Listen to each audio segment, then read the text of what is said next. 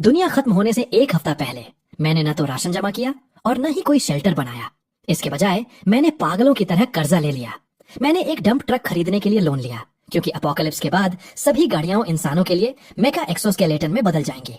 जैन अपनी फरारी के साथ एक स्लीक आर्मर वाला असैसिन बन गया था। ली अपने भारी 404 के स्टीयरिंग पर एक टैंक वॉरियर में बदल गया था। यहाँ तक कि वॉन्ग गेरमा और उसका वूलिंग वैन ट्रांसपोर्ट के लिए बनी एक लॉजिस्टिक आर्मर में तब्दील हो गए थे। लेकिन मैं अपनी पिछली जिंदगी में पूरी तरह से कंगाल था। मेरी गाड़ी सिर्फ एक किराए की साइकिल थी। मैं सिर्फ एक कमजोर, साधारण और मजाकिया से ढांचे में ही इवॉल्व हो पाया। लेकिन क्यों? एक साइकिल ही क्यों? एक ऑल्टो भी चल जाती। मुझे यह बात बहुत बाद में समझ आई। सब कुछ एक सख्त नियम पर चलता था, कंजर्वेशन ऑफ मैस और काम के हिसाब से बदलाव।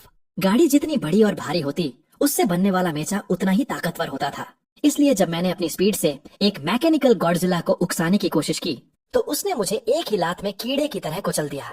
मरने से पहले मेरे दिमाग में बस एक ही ख्याल था, अगर मुझे दूसरी जिंदगी मिली तो कसम से मैं दुनिया की सबसे बड़ी मशीन चलाऊंगा। जब मैंने अपनी आंखें खोली तो मैं दुनिया खत्म होने से 7 दिन पहले वापस आ चुका था। सबसे पहला काम जो मैंने किया वो था अपने फोन पर बैंक बैलेंस चेक करना।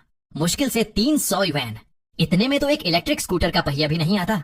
फिर भी मेरे होठों पर एक खूंखार मुस्कान आ गई।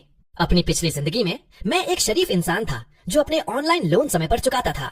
लेकिन 7 दिनों में दुनिया का सिस्टम ढह जाएगा और पैसे की कीमत सिर्फ रद्दी कागज के बराबर रह जाएगी। कम्युनिकेशन सिस्टम पूरी तरह से तबाह हो जाएंगे। पैसा दुनिया की सबसे फालतू चीज बन जाएगा। इसलिए अब बस लोन ही लोन। मैं उन्हें एक एक पैसे तक निचोड़ लूंगा। मेरी उंगलियां स्क्रीन पर तेजी से चलने लगी। जियोवेड, झिंगटियाओ, जियो चुतुआन, कंज्यूमर लोन। मैंने ऐसा कोई भी लोन नहीं छोड़ा जो अप्रूव हो सकता था। Request approved. Credit limit 5000 yuan. तुरंत withdrawal. Request approved. Credit limit 80,000 yuan. तुरंत विड्रॉल। बमुश्किल आधे घंटे में मेरे बैंक अकाउंट का बैलेंस रॉकेट की तरह बढ़कर 6,000 हो गया। काफी नहीं है, यह बिल्कुल भी काफी नहीं है। इसके साथ दुनिया खत्म होने से पहले मुश्किल से एक अच्छी क्लास की मर्सिडीज आ सकती है, ज्यादा से ज्यादा एक क्लास। एक डिवाउरर टाइप के मॉन्स्टर के सामने ये सिर्फ एक थोड़ी फैंसी कैनन फॉडर भर होगी। इससे तुम बस एक लात और सह पाओगे। मुझे सिर्फ जिंदा नहीं बचना है। मैं अपने रास्ते में आने वाली हर चीज को कुचलना चाहता हूँ। मुझे ऐसी पावर चाहिए जो एक डिवाउरर को एक ही घूंसे में चकनाचूर कर दे। ऐसी पावर जो मुझे इस वेस्टलैंड पर राज करने दे। एक ऐसी बेतहाशा ताकत जिसे कोई भी कुछ भी रोक न सके। उसे बस जल्दी से जल्दी पैसा चाहिए था। अगली सुबह मैंने अपने बैंक अकाउंट में मौजूद नंबरों की लंबी लाइन देखी। यह वो रकम थी जो मैंने अपने पूरे भविष्य, अपनी इज्जत और यहाँ तक कि अपनी जान की कीमत पर हासिल की थी। अगर 7 दिनों में दुनिया खत्म नहीं हुई तो ये लेनदार मेरे टुकड़े टुकड़े कर देंगे। लेकिन कयामत तो आएगी, यह तय है। मैं बाथरूम में गया और अपने चेहरे पर जोर से ठंडा पानी मारा। शीशे में मेरी आंखों के नीचे गहरे डार्क सर्कल्स थे, लेकिन मेरी आंखों में जल रही आग इतनी तेज थी कि एक पूरे मैदान को राख कर दे।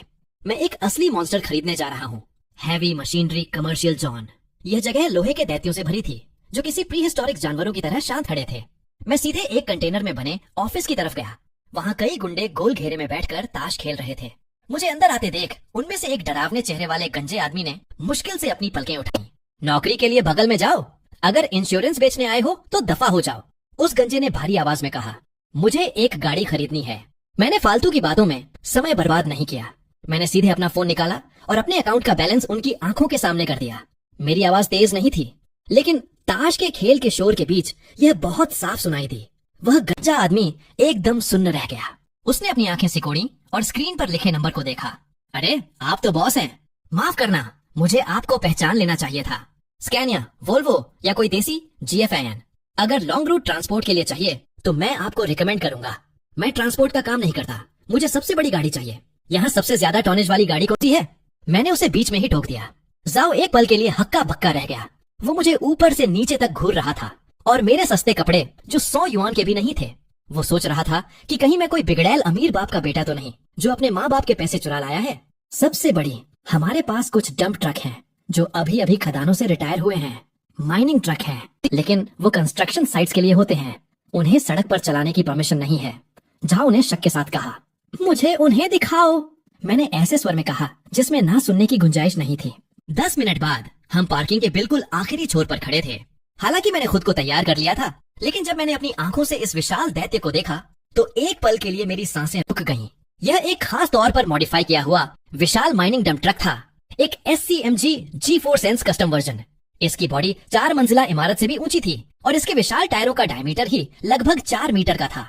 इसके सामने खड़े होकर मैं एक टायर के आधे हिस्से तक भी पहुंच पा रहा था। खाली ट्रक का वजन 260 टन था। फुल लोड होने पर इसका कुल वजन 660 टन तक हो जाता है। 660 टन। यह सुनकर मेरी पुतलियां हैरानी से फैल गईं। मेरी पिछली जिंदगी में वो फरारी जिस पर जैन को इतना घमंड था, उसका वजन सिर्फ 1.5 टन था। यहाँ तक कि उस मैकेनिकल हाथ का वजन भी अंदाजन 500 टन से ज्यादा नहीं होगा, जिसने मुझे कुचलकर मार डाला था। अगर कयामत के वक्त मेरे पास यह गाड़ी हुई तो एमास के संरक्षण के नियम के अनुसार 660 टन लोहे का यह शरीर किस खूंखार मेचा में बदल जाएगा। मैंने अपने कांपते हाथों को बढ़ाया और टायर की खुरदरी सतह को सहलाया। मेरी उंगलियों के नीचे उस दानेदार एहसास ने मेरी रगों में खून खौला दिया। बॉस, यह ट्रक सिर्फ देखने में ही अच्छा है, इसका रजिस्ट्रेशन नहीं हो सकता और ऊपर से यह बहुत ज्यादा तेल पीता है। एक बार एक्सीलरेटर दबाओ और सैकड़ों युवान धुएं में उड़ जाते हैं। इसे सजावट के लिए खरीदना सिर्फ जगह की बर्बादी है। झाओ ने मुझे समझाने की कोशिश की। कितने का है? मैंने उसे बीच में ही रोक दिया, जबकि मेरी जुनूनी निगाहें उस ड्राइवर केबिन पर टिकी थीं, जो आसमान को छूता हुआ लग रहा था। झाओ जो एक पल के लिए झंझका। उसे लगा कि उसने गलत सुना है। मैंने उससे पूछा, इस मशीन के कितने पैसे? यह बिकाऊ नहीं है। मैंने जाने का नाटक किया। फिर मैं मुड़ा और झाओ को घूर कर देखा। मेरी नजर एक भूखे भेड़िए जैसी थी जो गोश्त के एक टुकड़े को देख रहा हो। घबराकर झाओ झटके से आधा कदम पीछे हट गया। भले ही इस मशीन का इस्तेमाल कोई कर्ज चुकाने के लिए किया गया हो, लेकिन यह फिर भी एक इंडस्ट्रियल मॉन्स्टर है। इसकी असली कीमत 2 करोड़ से ऊपर थी। डेप्रिसिएशन के बाद भी इसकी कीमत 50 लाख तो है ही, 1 पैसा कम नहीं। असल में यह ट्रक यहाँ 3 साल से खड़ा था और कोई इसे खरीदना नहीं चाहता था। यह 30 लाख में भी बिक सकता था। झाओ बस मुझे लूटने की कोशिश कर रहा था। मैंने ठंडी आवाज में कहा, मेरे पास इतने पैसे नहीं हैं। मेरे पास सिर्फ 28 लाख हैं। झाओ का चेहरा उतर गया। उसका उत्साह तुरंत आधा रह गया। फिर बात करने का कोई फायदा नहीं। 38 लाख में तो आप वहाँ खड़ी उस पुरानी वॉल्वो को देख लें तो बेहतर होगा। 38 लाख, वो भी एक साथ, तुरंत ट्रांसफर, और आपको इसे यहाँ से ले जाने की टेंशन भी नहीं लेनी पड़ेगी। मैं इसे खुद चलाकर ले जाऊंगा। मैंने उसे घूरते हुए आगे कहा, यह ट्रक यहाँ बस धूल खा रहा कबाड़ का ढेर है। कुछ सालों में यह सिर्फ कबाड़ में बिकने लायक रह जाएगा और आपको इसका 1 पैसा भी नहीं मिलेगा। इसे मुझे बेच दो और आज ही तुम्हें तुम्हारा कमीशन मिल जाएगा और तुम जाकर क्लब में ऐश कर सकते हो। 10 मिनट बाद इलेक्ट्रॉनिक कॉन्ट्रैक्ट साइन हो चुका था। डिंग की साफ आवाज के साथ मेरा बैंक अकाउंट खाली हो गया था। मेरे पास गुजारे के लिए बस कुछ 100 युआन बचे थे। बॉस, आपको यह चलाना आता है? यह कोई आम कार नहीं है, इसके लिए स्पेशल लाइसेंस चाहिए होता है। झाओ ने मुझसे पूछा। अपनी पिछली जिंदगी में सर्वाइवर कैंप में जिंदा रहने के लिए मैंने 3 साल तक काफिले की गाड़ियां रिपेयर की थीं। ऐसी कौन सी गाड़ी है जो मेरे हाथों से होकर नहीं गुजरी? मैंने रूखेपन से जवाब दिया। मैं लगभग सीधी लोहे की सीढ़ी पर एक एक कदम चढ़कर ड्राइवर केबिन तक पहुंचा, जो 4 मंजिला इमारत जितना ऊंचा था। किसी सिंहासन जितनी चौड़ी ड्राइवर सीट पर बैठकर मैं नीचे झाओ को देख रहा था। नीचे वो एक चूहे जितना छोटा लग रहा था। ये ऊंचाई, यह कंट्रोल, यही तो असली पावर है। मैंने एक गहरी सांस ली और कांपते हाथों से इग्निशन में चाबी डालकर उसे घुमा दिया। व्रूम! 3 साल से सोया हुआ लोहे का दिल जाग उठा। उस विशाल डीजल इंजन ने बिजली कड़कने जैसी जोरदार दहाड़ मारी। पूरी पार्किंग की जमीन कांपने लगी। अपने कान बंद किए, झाओ हैरानी से यह सब देख रहा था। The crusher? नहीं, आज से तुम्हारा नाम फोर्ट्रेस होगा। चलो घर चलें। मैंने गियर डाला, हैंड ब्रेक हटाया और एक्सीलरेटर पूरी ताकत से दबा दिया। धातु के रोंगटे खड़े कर देने वाले शोर और इंजन की चीख के बीच 600 से 60 टन का वो लोहे का जानवर धीरे धीरे आगे बढ़ने लगा। सामने लगी तार की बाढ़ टूटकर बिखर गई। एग्जिट बैरियर चकनाचूर हो गया। झाओ खौफ के मारे उस खूंखार ट्रक को देख रहा था, जो एक पागल जंगली भैंसे की तरह गेट को पूरी तरह इग्नोर करते हुए जबरदस्ती अपना रास्ता बना रहा था। एक पागल! ये इंसान पूरी तरह से पागल है। अपनी जगह पर जमे हुए झाओ ने चिल्लाकर कहा।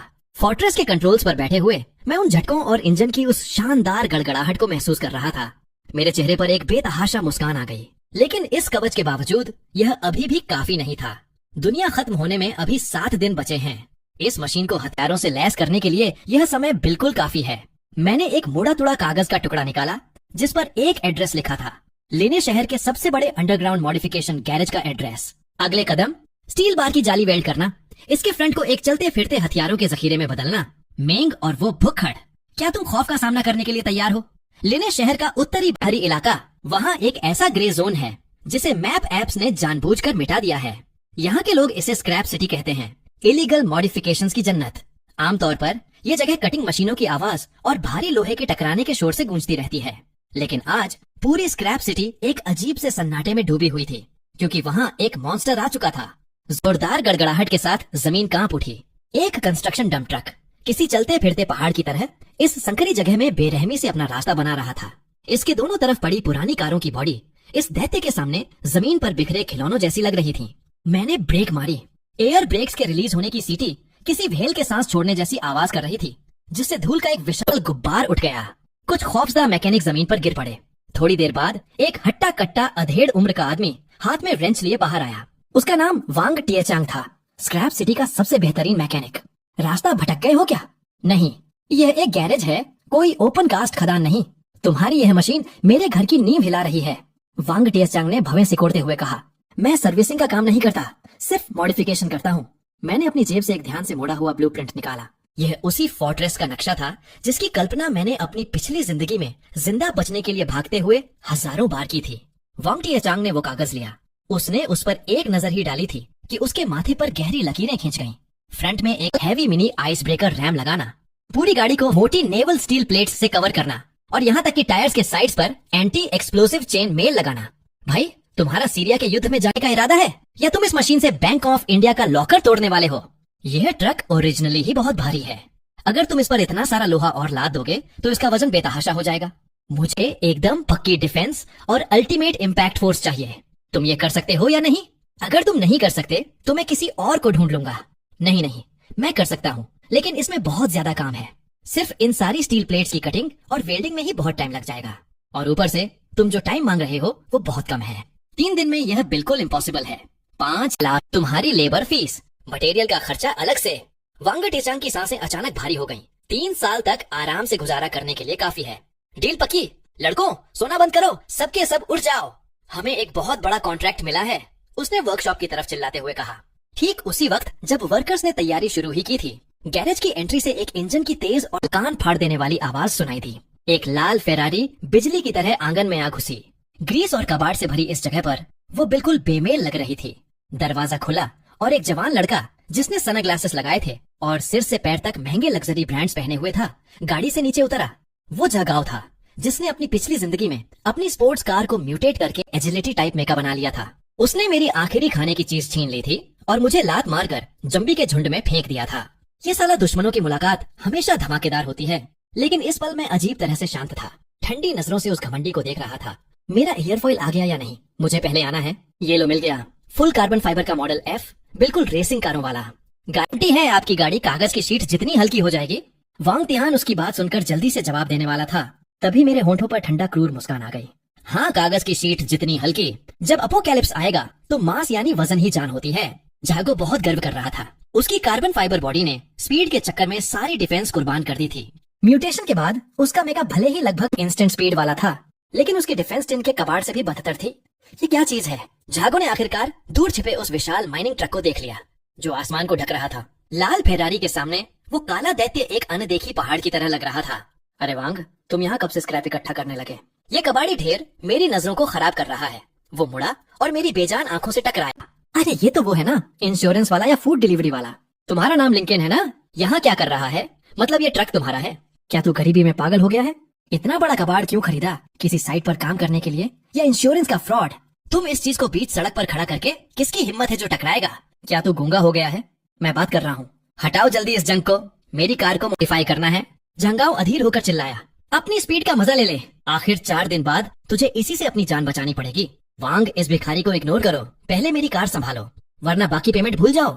मैं चुपचाप देखता रहा। जागो अपनी फेरारी को लिफ्ट पर चढ़ा रहा था और वांग उसके ओरिजिनल स्टील बम्पर को उतारकर हल्के कार्बन फाइबर पार्ट्स लगा रहा था। मेरी आंखों में तिरस्कार और बढ़ गया। वो घटा रहा था, मैं बढ़ा रहा था। इस आने वाले अपोकैलिप्स में हम दोनों ने बिल्कुल उल्टे सिरे पर दांव लगाया था। रात हो गई। समय पर काम पूरा करने के लिए मैंने 2 लाख एक्स्ट्रा दे दिए। 20 वेल्डर रोटेशन में काम कर रहे थे। ओरिजिनल रेडिएटर ग्रिल हटा दी गई थी। उसकी जगह अब एक विशाल त्रिकोणीय रैम की नोक थी, जैसे कोई आसमान चीरने वाली तलवार। ये स्टील प्लेट बहुत पतली है, बदल दो। 30 मिलीमीटर वाली पुरानी शिप प्लेट लाओ, मैंने वेल्डर को आदेश दिया। सर, ये शिप की प्लेट है, पूरी वेल्डिंग करने पर डोर के हिंगेस टूट जाएंगे। फोरमैन ने हिचकते हुए कहा। तो हिंगेस भी बदल दो, टैंक वाले हिंगेस लगाओ, मैंने बिना झिझके कहा। 3 दिन 3 रात मैंने लगभग आंख नहीं बंद की। हर वेल्ड, हर स्क्रू पे नजर रखी। हर स्टील प्लेट जोड़ते हुए वो गाड़ी एक भयानक वॉर मशीन में बदलती गई। तीसरे दिन सुबह ट्रांसफॉर्मेशन पूरा हो चुका था। वो वहाँ खड़ा था, भारी, शक्तिशाली और डरावना। क्या क्या हमने कोई राक्षस बना दिया है? वांग तिहान फुसफुसाया। मॉडिफिकेशन पूरा करना सिर्फ पहला कदम था। बिना ईंधन का टैंक सिर्फ लोहे का ताबूत है। अब सिर्फ 3 दिन बचे थे। मैंने अपने इस काले दैत्य को चलाया। सड़क पर सब गाड़ियां वो रास्ता दे रही थीं, जैसे कोई शैतान निकल आया हो। 50 हॉर्स पावर वाला डीजल इंजन सच में ईंधन का भयंकर गड्ढा था। सैकड़ों लीटर प्रति 100 किलोमीटर। अपोकैलिप्स आने के बाद पेट्रोल पंप फट जाएंगे या सूख जाएंगे। ईंधन सोने से भी कीमती हो जाएगा। मैं सीधा एक प्राइवेट ऑन-ऑयल डिपो पर गया। बॉस, मुझे 35 टेम्परेचर वाला डीजल चाहिए, जितना है सब ले लूंगा। मैंने भारी भरकम मालिक को देखा। उसने मेरी अजीब गाड़ी को ऊपर से नीचे तक घूरा। भाई, ये दिनों में सख्ती है। थोक में लेना है तो परमिट चाहिए, वरना एक्स्ट्रा और कैश पेमेंट। और हाँ, 200 लीटर वाले बड़े बैरल चाहिए। सब भर दो और सीधे मेरी ट्रक की बेड में लोड कर दो। पैसे सब कुछ खरीद सकते हैं। आधे घंटे बाद सैकड़ों लीटर डीजल मेरी बेड में लोड हो चुका था। कुल कई टन। शुरुआती अपोकैलिप्स के लिए हजारों किलोमीटर चलने या 6 महीने जनरेटर चलाने लायक। फिर मैं थोक बाजार गया। स्नैक्स नहीं, सीधे बेसिक चीजें। Biscuit, 2 sauce box meat can, 2 ton चावल और 2 टन शुद्ध पानी। बाजार वाले खुश थे, सोच रहे थे कोई बड़ा खरीदार आ गया। उन्होंने डिलीवरी ऑफर भी की। जरूरत नहीं, मैंने बाहर खड़ी काली पहाड़ी की तरफ इशारा किया। सब कुछ सीधे उसमें लोड कर दिया। आखिरी पानी की क्रेट लगते ही बेड लगभग भर गई। लेकिन 400 टन कैरी करने वाली इस मॉन्स्टर के लिए ये कुछ 10 टन का बोझ सस्पेंशन को भी 1 सेंटीमीटर नहीं हिला सका। दुनिया खत्म होने से 24 घंटे पहले शहर का माहौल अजीब होने लगा। ज्यादातर लोग अभी भी नॉर्मल दिनचर्या में थे, लेकिन होशियार लोग महसूस कर चुके थे कि कुछ गड़बड़ है। आसमान भूरा पीला हो गया था, बादल भारी और नीचे लटक रहे थे। मोबाइल नेटवर्क भी बार बार चला जा रहा था। टीवी पर एक्सपर्ट्स बहस कर रहे थे कि ये सोलर फ्लेयर का संकेत है या नहीं। लेकिन मुझे पता था ये सनस्पॉट नहीं, पृथ्वी की तरफ आ रही हाई डायमेंशन एनर्जी शैडो है। वो पृथ्वी के फिजिक्स के नियम ही बदल देगी। मैं अपनी किले जैसी गाड़ी में बैठा धीरे धीरे उस जगह की तरफ बढ़ रहा था जो मैंने पहले से चुन रखी थी। शहर के बाहर एक अधूरा वियाडक्ट, ऊंचाई पर अटैक और डिफेंस दोनों के लिए परफेक्ट। और सबसे जरूरी, वहाँ लोग और गाड़ियां कम थीं, क्योंकि अपोकैलिप्स की पहली लहर मशीनों से नहीं बल्कि इंसानों के आसपास की गाड़ियों से आने वाली थी। 26 जनवरी 2020 सुबह 11:68। दुनिया खत्म होने में बस 2 मिनट बाकी थे। शहर सबसे शोरगुल भरा हुआ था। क्रॉसिंग पर ट्रैफिक जाम। एक लाल फेरारी इंजन गरज रही थी। जगाओ फुटपाथ पर खड़ा था। वांग गेरगू साइकिल पर, हैंडल पर ताजी सब्जियां लटकी हुई। सब अपनी जिंदगी जी रहे थे बेखबर। 10 सेकंड बाकी। पीला आसमान अचानक गहरा लाल हो गया। बादल भौर बनाकर घूमने लगे। सभी इलेक्ट्रॉनिक डिवाइस बंद हो गए। ट्रैफिक लाइट मर गई। पूरा शहर बिजली गुल। 1 सेकंड के लिए पूरी दुनिया मौत जैसी खामोशी में डूब गई। मैंने गहरी सांस ली। हाथ इतने जोर से स्टीयरिंग पकड़े थे कि उंगलियां सफेद हो गईं। आसमान से एक अकल्पनीय बैंगनी शॉकवेव गिरी और पूरी प्लेनेट को झाड़ दिया। बूम! ये धमाके की आवाज नहीं थी, बल्कि सीधे आत्मा तक गूंजने वाली रेजोनेंस थी। मुझे दर्द नहीं हुआ, सिर्फ भारी दबाव महसूस हुआ जो मुझे सीट से चिपका गया। सीट गर्म और नरम हो गई। अनगिनत मेटल नैनो पार्टिकल्स निकले, मेरी रीढ़ की हड्डी से चढ़कर पूरे शरीर को ढक लिया। Neural connection in progress, power core synchronisation, survival system activated. ठंडे मैकेनिकल वॉइस सीधे मेरे दिमाग में गूंज रहे थे। ये कोई भ्रम नहीं था। मेरे सामने का विंडशील्ड पिघल गया और एक विशाल पेनोरमिक स्क्रीन बन गया, जिसमें ढेर सारा डेटा फ्लो हो रहा था।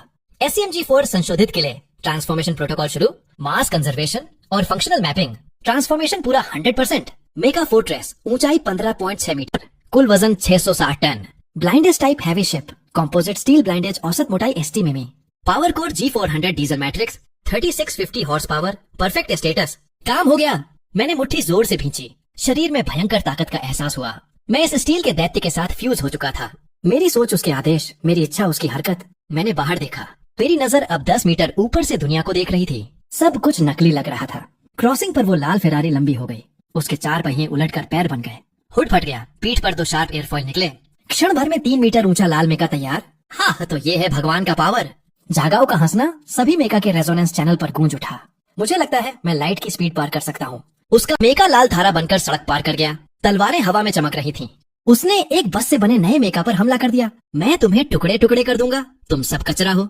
उसने पब्लिक चैनल पर गर्जा। थोड़ी दूर पर वांग गेरगू की पुरानी साइकिल भी ट्रांसफॉर्म हो चुकी थी। बहुत पतला कमजोर मेका, कुल वजन सिर्फ 18 किलो। मेरी पिछली जिंदगी में भी मेरा रेंटेड बाइक सिर्फ 15 किलो का ही बना था। ये इस क्रूर लेकिन निष्पक्ष दुनिया का नियम है। तभी उस लाल सिलहूट ने हाईवे ब्रिज पर खड़े मेरे विशाल काले कोलोसस को देख लिया। ये क्या चीज है? पहली बार जगाओ के चेहरे पर हैरानी दिखी। 3 मीटर का लाल चमकता मेका मेरे 15.6 मीटर के काले किले के सामने खिलौने जैसा लग रहा था। मैंने कुछ नहीं कहा, सिर्फ अपना दायां हाथ धीरे धीरे ऊपर उठाया। वो हाथ कई 10 टन वजन वाली ट्रक की बेड से बना था, 30 मिमी स्पेशल आर्मर के साथ। मेरा मूवमेंट शुरू होते ही विशाल डीजल इंजन गर्जा। हाइड्रोलिक सिस्टम चीख उठा। मेरी पीठ की चिमनी से काला धुआं निकला, आसमान को ढकते हुए। तुम कौन हो? भूत बनकर मत खेलो। चेतावनी देता हूँ, इस युवा मास्टर के रास्ते में मत आना। मैं स्पीड का राजा हूँ और तुम सिर्फ टारगेट हो। कहते हुए उसका लाल मेका एक लाल रेखा बनकर मेरी तरफ झपटा। वो अपनी स्पीड का घमंड दिखाना चाहता था। उसकी तलवारें मेरी टांग के आर्मर को निशाना बनाकर आईं। पिछली जिंदगी में ठीक इसी लात से उसने मुझे ज़म्बीज़ के बीच फेंका था। मैं चुपचाप देखता रहा। तुम मांस के बारे में कुछ नहीं जानते। मेरी गहरी आवाज पब्लिक चैनल पर पूरी ताकत से गूंजी, जैसे कोई दिव्य गर्जना हो। अगले ही पल चिंगारियां निकली। जागाओ की F1 grade carbon fibre blade मेरी 80 मिमी नेवल कंपोजिट स्टील प्लेट से टकराई और धीरे धीरे टूट गई, बिस्किट जितनी कमजोर। प्रतिकार की भारी शक्ति ने उसके मेका को उछालकर पीछे गिरा दिया। नामुमकिन ये कैसे हो सकता है? मुझे उसके साथ वक्त बर्बाद नहीं करना था। मैंने अपना दायां पैर उठाया। 4 मीटर से ज्यादा डायमीटर वाला वो विशाल टायर अब एक जटिल वॉर मशीन था। मैंने उसे धीरे धीरे नीचे लाना शुरू कर दिया। नहीं नहीं, जानसान का लाल बिजली जैसा मेका अपनी पूरी ताकत लगाकर उस बढ़ती हुई छाया से बचने की कोशिश कर रहा था। उसकी स्पीड सचमुच कमाल की थी। जमीन पर उसकी छाया रह जाती थी, लेकिन इतने बड़े एरिया कवरेज के सामने वो बेकार था। धड़म! जमीन जोर से हिल गई। मेरे पैर के नीचे का वायडक्ट चीख उठा। इतना वजन सहन करने में वो असमर्थ था। मेरे पैर के तलवे के बीच से अनगिनत दरारें निकल गईं। मैंने धीरे से पैर ऊपर उठाया। जमीन पर अब सिर्फ आधा मीटर गहरी एक छाप रह गई थी और उसके बीच में लाल लोहे की चादरें पूरी तरह कुचली हुई, जैसे रोटी की तरह झपटी। दुनिया फिर से शांत हो गई। मैंने चारों तरफ नजर दौड़ाई। तबाही जारी थी। जो बुरे वाहन अभी अभी ट्रांसफॉर्म होकर तैयार हुए थे, वो अपने आसपास की हर चीज पर पागलों की तरह हमला कर रहे थे, जबकि कुछ दूसरे घबराकर हर दिशा में भाग रहे थे। यही थी पहली लहर, इंसानियत की अपनी पैदा की हुई तबाही। लेकिन ठीक उसी पल शहर के पूर्वी हिस्से से एक भारी और तेज दोनों तरह का अजीब सा आवाज आया। ग्रर। ये आवाज बेहद गहरी और प्राचीन थी, जिसमें मौत का एहसास था। मैंने तेजी से सिर घुमाया और अपनी विजन को आखिरी हद तक बढ़ाया। पूर्वी क्षितिज पर मैंने एक विशालकाय प्राणी को धीरे धीरे उठते देखा। वो पहले शहर की सबसे बड़ी कचरा डंपिंग साइट था। अब हजारों टन कचरा, पुरानी गाड़ियों के ढांचे, सरिया, सब कुछ हिल रहा था और आपस में जुड़ रहा था। इसकी कोई तैयारशुदा शक्ल नहीं थी, सिर्फ लोहे और सड़ांत की एक हिलती डुलती विशाल मांस थी। इसके शरीर पर कभी कभी 10-10 कारों के ढांचों से बने टेंटेकल्स निकल आते थे, जो एक मेका को पकड़कर एक ही झटके में उठा लेते थे।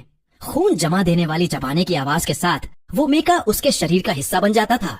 उच्च ऊर्जा वाले एग्रीगेट का डिटेक्शन, कोड नाम ग्लटन, लगभग 8000 टन जैविक मांस, अलर्ट बेहद खतरनाक, तुरंत इलाका छोड़ दें। मेरे दिमाग में सिस्टम की तीखी अलर्ट घनघना उठी। मैंने उस मांस को देखा जो लगातार सब कुछ निगल रही थी और उसका साइज लगातार बढ़ रहा था। बहुत दिनों बाद मेरे अंदर एक चुनौती का भाव जाग उठा। तो यही है, अपनी पिछली जिंदगी में इन सबसे ऊंचे शिकारियों की नजर में मैं उनके दांत साफ करने लायक भी नहीं था। लेकिन अब मैंने अपनी नजर अपने 660 टन के स्टील वाले शरीर पर डाली। मैं हौसा नहीं, मैंने स्पीड बढ़ा दी। मेरी पावर के कोर का गुर्राहट तुरंत 10 गुना हो गई। अब शिकार का समय है। 8000 टन, एक ऐसा नंबर जो किसी को भी निराशा में डुबो सकता था। अपोकैलिप्स के शुरू में ज्यादातर सर्वाइवरों के मेका मुश्किल से कुछ 10 टन के होते थे। ये कचरे और लोहे का ढेर उन सबसे बड़ी दीवार था, जिसे पार करना नामुमकिन लगता था। इसके पैर नहीं थे। उसका चेसिस पुरानी चेन और टायरों का हिलता डुलता ढेर था। वो धीरे धीरे चलता था, लेकिन हर कदम पर सड़क का पेवमेंट बिस्किट की तरह चूर चूर हो जाता था।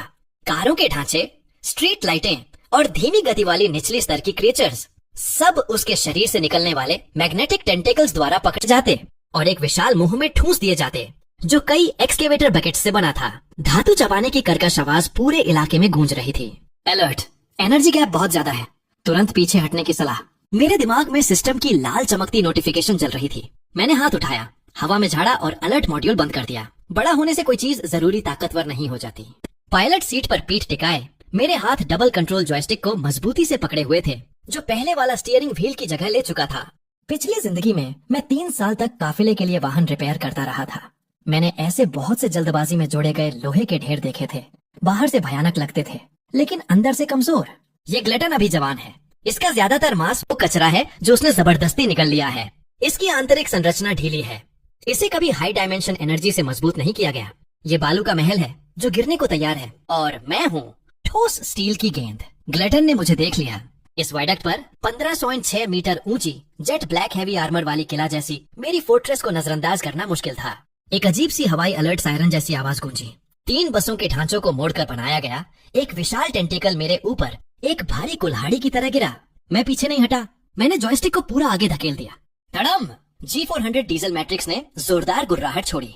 एग्जॉस्ट से दो काली धुएं की लकीरें निकली। फोर्ट्रेस की मजबूत टांगे थोड़ी सी झुकी और फिर जोर से धक्का दिया। वाइडक्ट का पुल तुरंत ढह गया। मैंने हमला सहने का फैसला नहीं किया। मैंने ढाने की एनर्जी का फायदा उठाते हुए सीधा उस टेंटिकल की तरफ चार्ज कर दिया। शटाक! फोर्ट्रेस ने अपना दायां हाथ उठाया। 30 मिलीमीटर स्पेशल स्टील प्लेट्स से बना शील्ड, जो किसी पुराने आइस ब्रेकर से लिया गया था, टेंटिकल से सीधा टकराया। चिंगारियों की झड़ी लग गई, जो पल भर के लिए रोशनी का झरना बन गई। टेंटिकल टूट गया। बसों की पतली चादरें भारी इंडस्ट्रियल स्टील के सामने कुछ नहीं थीं। इम्पैक्ट की ताकत ने मेरे दाएं हाथ के आर्मर को कुछ मिलीमीटर अंदर धकेल दिया, लेकिन मुख्य संरचना बरकरार रही। बस इतनी ही ताकत है तेरे पास? मेरे होंठों पर क्रूर मुस्कान आ गई, आंखों में खूंखार चमक। फोर्ट्रेस जमीन पर उतरी। 660 टन की उसकी देह सड़क पर गिरी और गहरा गड्ढा बना गई। बिना एक पल रुके मैंने गैस को फुल कर दिया। 35 नंबर का grand gold diesel engine combustion chamber में पागलों की तरह फटा। फेयरलैंड्स की काइनेटिक एनर्जी ट्रांसमिशन शाफ्ट से होते हुए पैरों तक पहुंची। 660 टन की स्टील फोर्ट्रेस ने अपनी विशाल काया के हिसाब से भयानक विस्फोटक पावर छोड़ी। उसने बिना झिझके 8000 टन की उस हिलती डुलती स्टील की पहाड़ी पर चार्ज कर दिया। ग्लटन ने देखा कि मैं एक छोटी सी चींटी उसके मुंह में कूदने की हिम्मत कर रहा हूँ, तो उसने ऐसा चीखा कि आसमान फटने लगा। बाकी बचे दर्जन भर टेंटेकल्स एक साथ मेरे ऊपर टूट पड़े। कुछ पेल लॉडर के आर्म जितने मोटे, कुछ स्टील की छड़ों और शीट्स से बने घातक कोड़े, कुछ रिकवरी कंटेनरों से बने विशाल हथौड़े, या फिर एक घातक जाल जो आसमान को ढक रहा था। मेरी सारी भागने की राहें बंद हो गईं। पब्लिक चैनल पर बचे हुए मेगा पायलट्स हताशा से चीख रहे थे, ये पागल है, बिल्कुल पागल। 8000 टन का जवान ग्लटन, एक पूरा बटालियन टैंक भी टिक नहीं पाएगा, और ये सीधा उस पर चढ़ाई कर रहा है। अब खत्म हो गया, कुचलकर चपटा हो जाएगा। लेकिन उन्हें क्या पता था कि मेरी पिछली जिंदगी में मैं 3 साल इस अपोकैलिप्टिक दुनिया में लड़ते हुए बिताए थे। मैंने ऐसे बहुत से ढेर देखे थे जो सिर्फ दिखावे के थे, और सबसे बड़ी सच्चाई मैं समझ चुका था। चाहे कितने भी हमले हों, अगर वो डिफेंस को भेद नहीं सकते तो सब बेकार है। जैसे ही वो दर्जन टेंटिकल्स मुझ पर गिरने वाले थे, मेरी आंखों में बर्फीली चमक आई। Neural connection maximum. मैंने वो गुर्राहट छोड़ी जो मेरी आत्मा तक हिला गई। एक पल की सोच के साथ माइक्रो आइस ब्रेकर फॉर्म तुरंत अनगिनत ठंडी धातु कणों में बिखर गया। 3 सेकंड से भी कम समय में मेरी आंखों के सामने 12.8 मीटर लंबी और 85 टन वजन वाली एक भारी विशाल तलवार बन गई। ब्लेड का मुख्य हिस्सा ओरिजिनल आइस ब्रेकर के निकल एलॉय स्टील से बना था। किनारा माइनिंग टॉम की वियर रेजिस्टेंट ब्लेड से लिया गया था। ब्लेड पर बने पैटर्न में अभी भी उसकी मूल हथियारी और बर्फीली हवा थी, जो मेरे मेका की विनाशकारी प्रकृति से बिल्कुल मेल खाती थी। टूट जा! मैंने चीखते हुए अपने आप को तेजी से घुमाया। हॉर्स पावर की पूरी ताकत मेरे दाएं हाथ में इंजेक्ट हो गई। ब्रोकरोच तलवार हवा चीरती हुई टेंटेकल्स के जाल से टकराई, एक चमकदार आर्क बनाते हुए। कई भयानक धातु टकराव की आवाजें गूंजी, जिन्होंने शहर के आधे हिस्से को रोशन कर दिया। 10 टन से ज्यादा वजन वाले मेका को आसानी से कुचल देने वाले ये टेंटेकल्स मेरी पूरी ताकत से भरी इस तलवार के सामने सूखी टहनियों जैसी थे। एक ही बार में सब कट गए। टूटी हुई शीट्स और स्टील की छड़ें जोरदार धातु की आवाज के साथ जमीन पर गिर पड़ी, जबकि काली हाइड्रोलिक ऑनेल बारिश की तरह बरसने लगी। पब्लिक चैनल पर सन्नाटा छा गया। कुछ सेकंड बाद तारीफों की बांट आ गई। क्या उसने एक ही बार में 10 टेंटेकल्स काट दिए? ये क्या भयानक ताकत है! और ये तलवार कहाँ से आई? अभी तो थी ही नहीं। तुलना करो झागों के कार्बन फाइबर से, वो तो कागज जैसा कमजोर है। ये असली खून की प्यास है। मेरे पास पब्लिक चैनल पर आने वाले मैसेज सुनने का समय नहीं था। मेरे काउंटर फोर्स का फायदा उठाते हुए फोर्ट्रेस की टांगों ने जोरदार उछाल भरा। 600 से 60 टन का शरीर हवा में उड़ा और सीधा ग्लटन के सीने पर, जो एक पहाड़ी जितना चौड़ा था, लैंड कर गया। मेरे पैरों के नीचे स्टील की कीचड़ पागलों की तरह हिलने लगी। अनगिनत नुकीले तीर निकलकर मुझे भेदने की कोशिश कर रहे थे, लेकिन मेरे आर्मर ने उन्हें कुचलकर लोहे की बारीक पुल में बदल दिया। मेरी नजर उसके सीने के बीचों बीच लगी थी, उस लाल बैंगनी रंग की आग की गेंद पर जो लगातार धड़क रही थी। यही इसका एकमात्र कमजोर पॉइंट है। खेल खत्म। मैंने भारी ब्रोकरोच तलवार को ऊपर उठाया, पूरी पावर इंजेक्ट की और पूरे जोर से उसके कोर को भेदने के लिए तैयार हुआ। लेकिन जैसे ही तलवार की नोक कोर को छूने वाली थी, अचानक वो प्रकाश की गेंद लाल बैंगनी चमक के साथ फट पड़ी।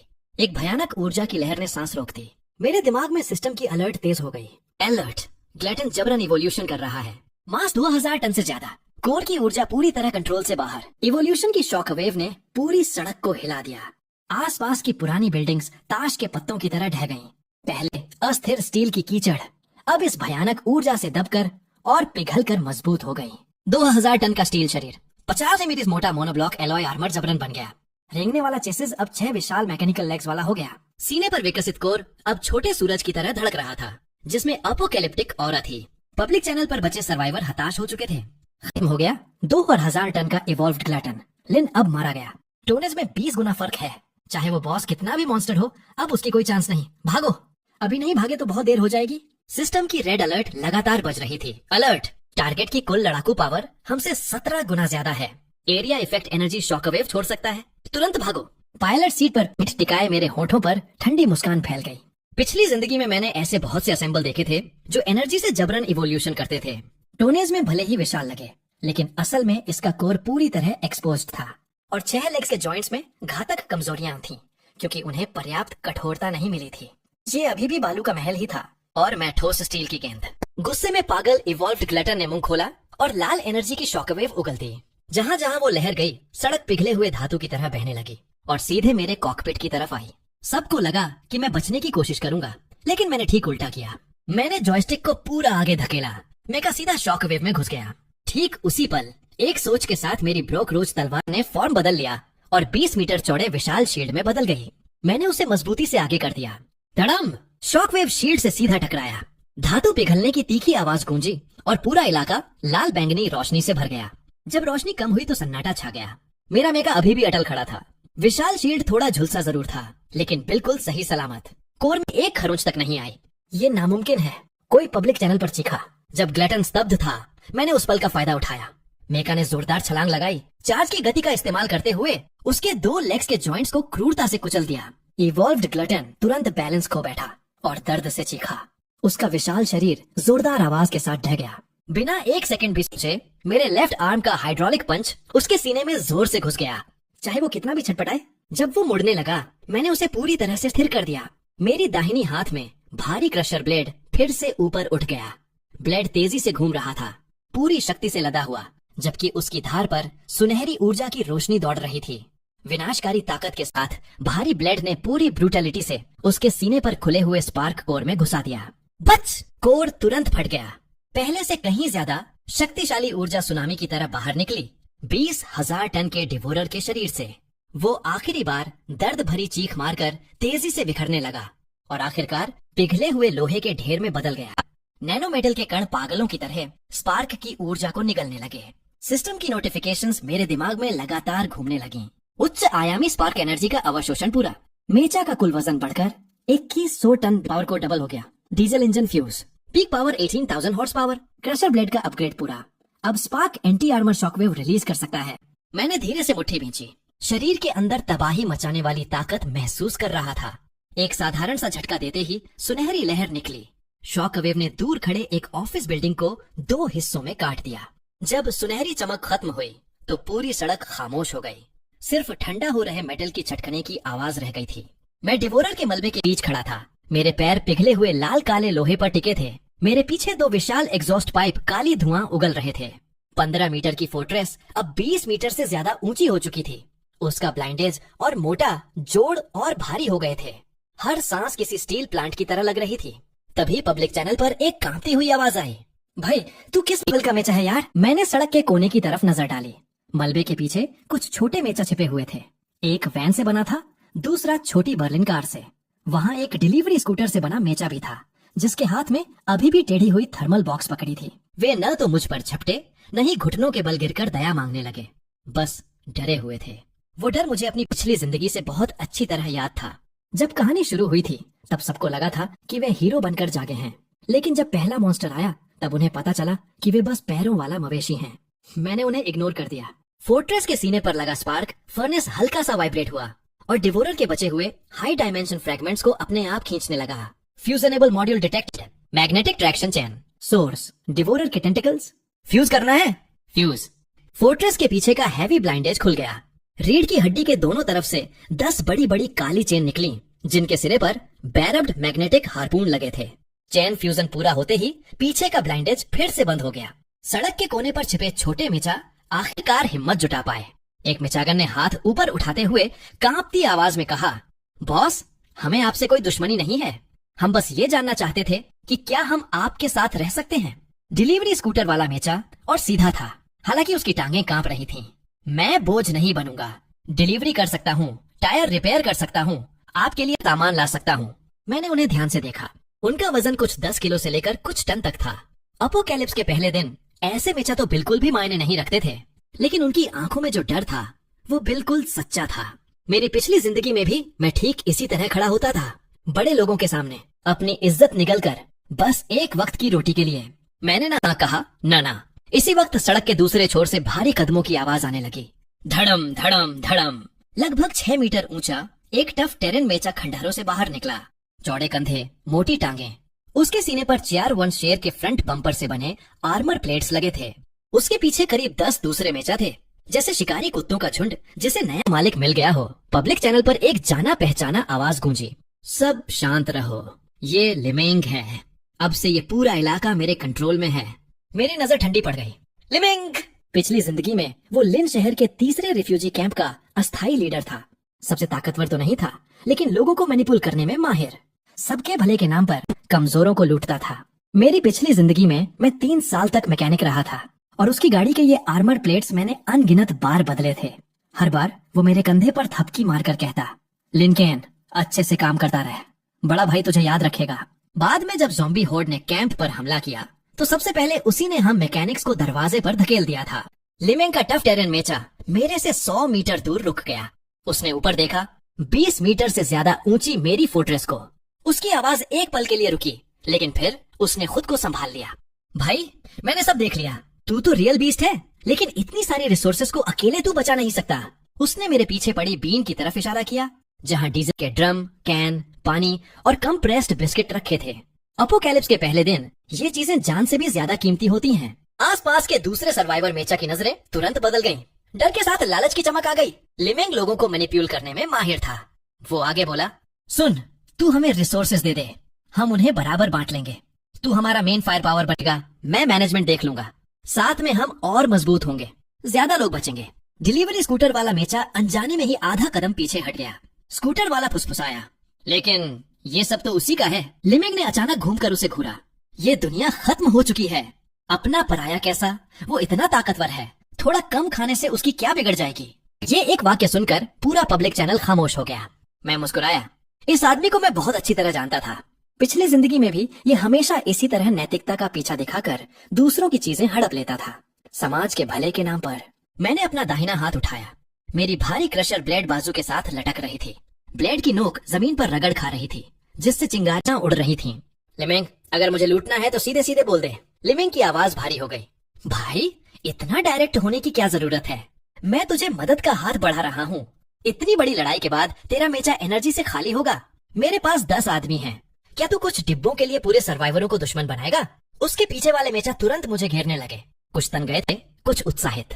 एक कैंपिंग वैन से बना मेचा लोहे की कांटेदार छड़ लेकर गरजा, भाई मैं सही कह रहा है, राशन सबको बांटना चाहिए। दूसरा चिल्लाया, और ये सारा डीजल क्या ये अकेला ही सब इस्तेमाल कर लेगा? तो अब जल्दी हो रही है। जब डिवोरर से लड़ रहे थे तब कहाँ थे तुम लोग? अब हिस्सा चाहिए। लिमिंग ने हाथ उठाकर स्कूटर वाले मेचा को थप्पड़ मार दिया। वो 7-8 मीटर दूर जा गिरा। उसकी डिलीवरी बॉक्स पूरी तरह से कुचल गई। मेरी नजर बर्फ की तरह ठंडी हो गई। ये तुम्हारे लिए है, मैंने कहा। मुझे लोगों को बचाना जरूरी नहीं, लेकिन उन्हें कुचलकर खुद को सेवियर दिखाने वालों से मुझे नफरत है। लिमिंग घूमकर धमकी भरे लहजे में बोला, लिनकेन, ये तेरी आखिरी मौका है। राशन दे और हमारे साथ आजा, वरना मत सोचना कि मैं हिंसक नहीं हो सकता। मैंने कुछ नहीं कहा। फोर्ट्रेस के सीने पर लगा डबल पावर कोर जोर से गड़गड़ाया। पीछे से 2 मोटे धुएं के स्तंभ निकले, जिससे सड़क के सारे शीशे हिल गए। लिमिंग का चेहरा सिकुड़ गया। वो आधा कदम पीछे हटा, लेकिन उसके आदमियों के सामने अब वो पीछे नहीं हट सकता था। उसने अभी अभी डिवोरर से लड़कर थक गया है। अब वो सिर्फ खाली खोल है। 10 मेचा एक साथ मेरी तरफ झपटे, हाथ में लोहे की छड़ें, कांटेदार फोर्क और दरवाजे ढाल की तरह लिए। उनके हथियार मेरी टांगों और जोड़ों पर पड़े।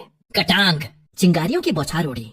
150 मिमी मोटे अलॉय स्टील पर उनके वॉर बिल्कुल भी असर नहीं कर पाए।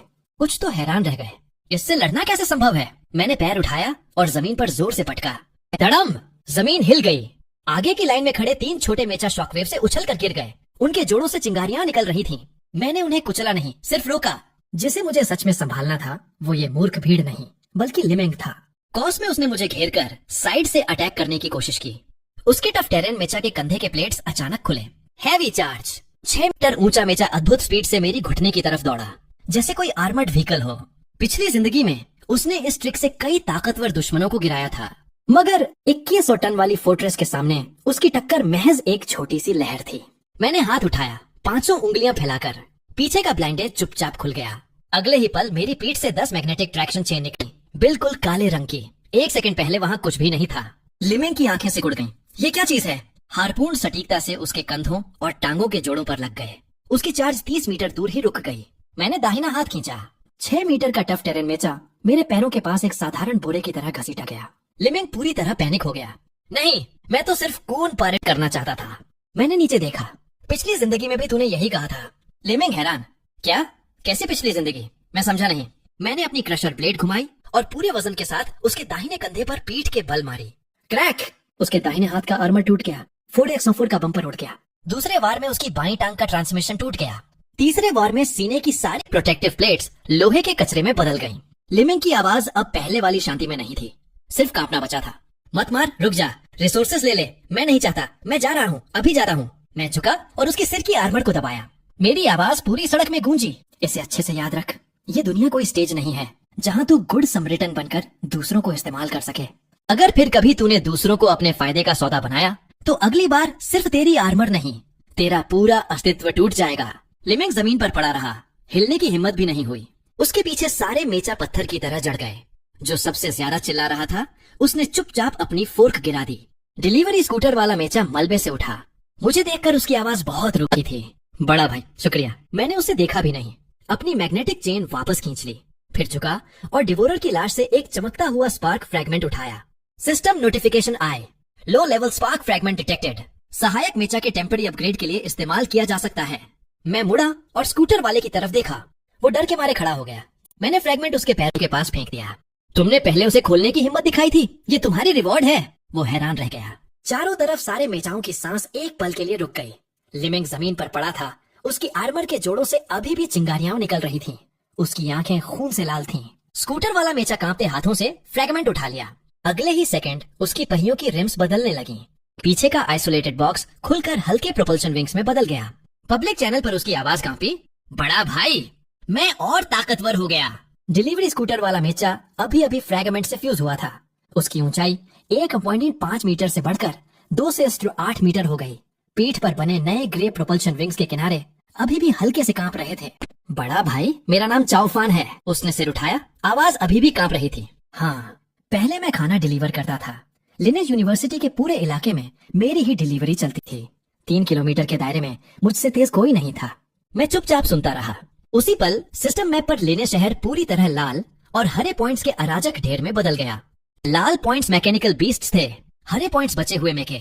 हरे पॉइंट्स तेजी से कम हो रहे थे। उन्हें बीस्ट्स ने नहीं खाया था, बल्कि वो आपस में ही एक दूसरे को खा रहे थे। मैं अपने संसाधन ऊंचाई वाली सुरक्षित जगह पर शिफ्ट करने की तैयारी कर रहा था। तभी पब्लिक चैनल पर अचानक एक जोरदार आवाज गूंज उठी। लिने की पोर्ट इंडस्ट्रियल जोन अब पूरी तरह मेरे कंट्रोल में है। पोर्ट में भरपूर ईंधन, मेटल मटेरियल और इंडस्ट्रियल मशीनें भरी पड़ी हैं। जो लोग जिंदा रहना चाहते हो अपने संसाधन लेकर पोर्ट में आ जाओ। जो नहीं आएंगे उन्हें अपनी परवाह खुद करनी पड़ेगी। चैनल तुरंत उबल पड़ा। जाओ परिवार का छोटा मालिक, समुद्री परिवहन वाला। पोर्ट एरिया में कई 10,000 टन वाले कार्गो शिप तो है ना। अगर वो भी मेके में बदल गए तो हम सब मर गए। मैं सिस्टम मैप पर पोर्ट की तरफ बढ़ते चमकते पॉइंट्स को घूर रहा था। मेरी पिछली जिंदगी में जाओ INAI की सबसे बड़ी फैक्शन का लीडर था। वो खास तौर पर लड़ाकू मजबूत नहीं था, बल्कि इसीलिए क्योंकि उसके पिता की शिपिंग कंपनी के 3 10,000 टन वाले ब्रेकर ठीक उसी वक्त पोर्ट में लंगर डाले हुए थे जब एपोकैलिप्स शुरू हुई। तीनों कार्गो शिप एक साथ ट्रांसफॉर्म हो गए। जहाजों के ट्रांसफॉर्मेशन की एफिशिएंसी जमीन के वाहनों से काफी कम होती है। उनकी हल्की कंपार्टमेंट वाली संरचना की वजह से असली प्रभावी मास उनके कुल वजन का महज 1/3 ही होता है, लेकिन उनकी संख्या बहुत ज्यादा थी। अकेले इन तीनों की प्रभावी मास 15,000 टन से ज्यादा हो गई। मेरी पिछली जिंदगी का जाओ इन 3 नेवल मेक्स की मदद से पूरे 6 महीने तक टॉप पर रहा, जब तक कि उसे समुद्र की गहराइयों से निकली उस भयानक चीज से सामना नहीं हो गया।